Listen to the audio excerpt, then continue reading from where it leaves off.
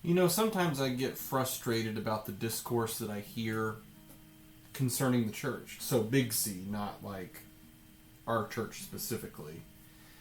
People will say in times of calamity or in times of real distress around the world, they'll say, where's the church? Why aren't you helping? Why aren't you contributing?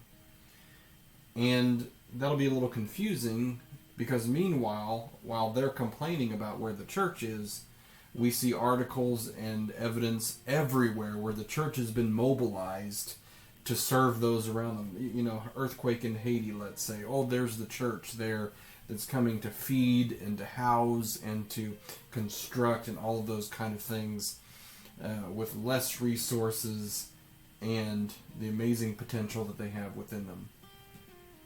But at the same time, if someone gets wind of the church helping, it seems like those same angry folks will say things like, why don't you just mind your own business, stay in your lane? You know, why are you in that?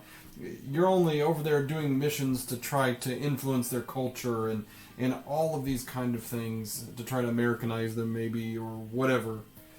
So what is it? Which one is it? Like it's either one or the other. And you might say to yourself, for those people who are so angry at the church, like why are they angry?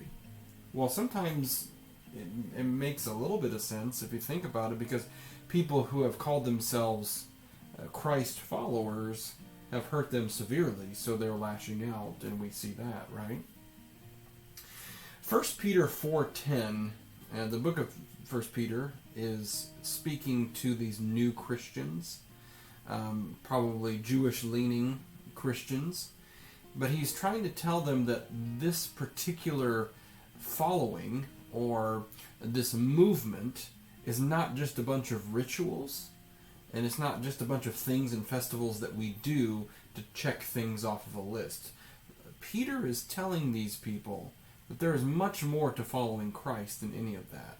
And in 1 Peter chapter 4 verse 10 it says this, as each has received a gift, use it to serve one another as good stewards of God's varied grace. Oh, that's pretty amazing, isn't it? That God gives us gifts, and these gifts are not just for us alone.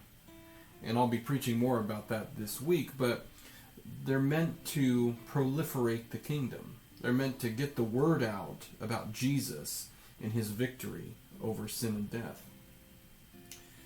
We see amazing things all over the world. In fact, someone just posted an article about the Maui fires right now and how the church is mobilized to really help those people. You might not see that on CNN or Fox News or whatever news you ascribe to, but one of the things that we do see is that God is working through his people. So what kind of gifts do you have today? What kind of things has God asked you to manage that he's given to you? So that you can be distributors of grace. And so that you can help those around you. Do you have a neighbor that's in need?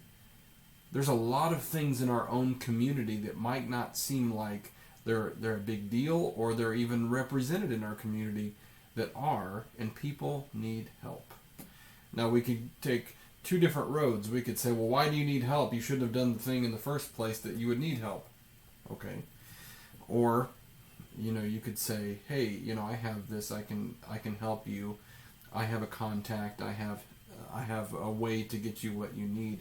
And we could be the answer to someone's prayer.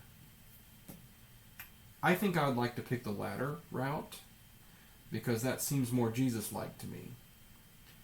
And while we could justify the first way to respond as, oh, we don't want to enable people and things like that, well, I mean, I think I'd probably caution on the side of grace and seeing what God can do in that situation. Well, maybe I'm wrong. Maybe I'm wrong and this person misuses the grace. But don't we do that sometimes?